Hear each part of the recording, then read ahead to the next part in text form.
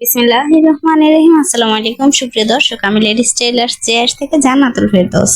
আজ আমি আপনাদের সাথে দারুণ একটি টিপস শেয়ার করব, যেটি হলো পায়ের মুহুরিতে আপনি এই ডিজাইনটি তৈরি করে সালোয়ারটা করে ফেলতে পারবেন অনেক সুন্দর।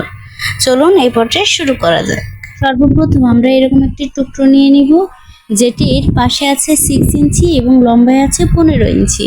আমরা 1 ইঞ্চি ডিফারেন্স রেখে এভাবে একটি মুখোমুখি লেস তৈরি করে নেব, সেট করে নেব এবং অপোজিট পাশেও আরেকটি লেজ সেট করে নেব ঠিক একইভাবে। এই পর্যায়ে আমরা দুইটি লেজের বরাবর মাঝখানে একটি ডিজাইন করব, সেটি আমরা 4 ইঞ্চি করে চতুর্পাশে 2 ইঞ্চি 2 ইঞ্চি টোটাল 4 ইঞ্চি করে এরকম ভাঁজ করে সুন্দর করে অপোজিট 1.5 ইঞ্চি এরকম একটি কাপড়ের পাশে এভাবে আমরা প্যাডেলগুলো বসিয়ে দিব। আপনারা যদি সেলাই প্রেমী হয়ে থাকেন আর নিত্য নতুন ডিজাইন পেতে আমার চ্যানেলটি সাবস্ক্রাইব করে আমার পাশে থাকবেন। এইভাবে আমরা অপোজিট পাশেও এই প্যাডেলগুলি এভাবে তৈরি করে নিব, ঠিক এইভাবে।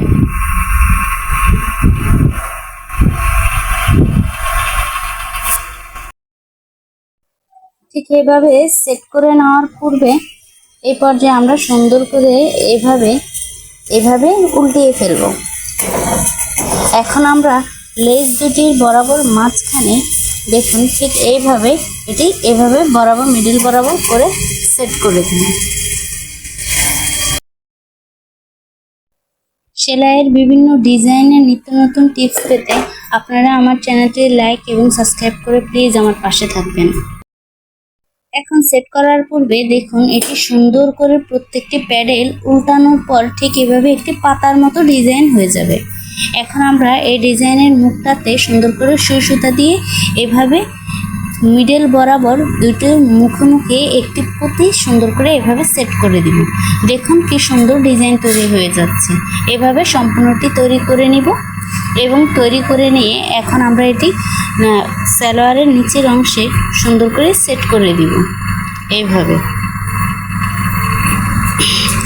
এবং মোহরের নিচের অংশটায় আমরা একটি পাইপিং এভাবে সেট করে দিব। দেখুন আলহামদুলিল্লাহ আমাদের সালোয়ারের ডিজাইনটি আজকের মতো এই পর্যন্তই। আল্লাহ হাফেজ।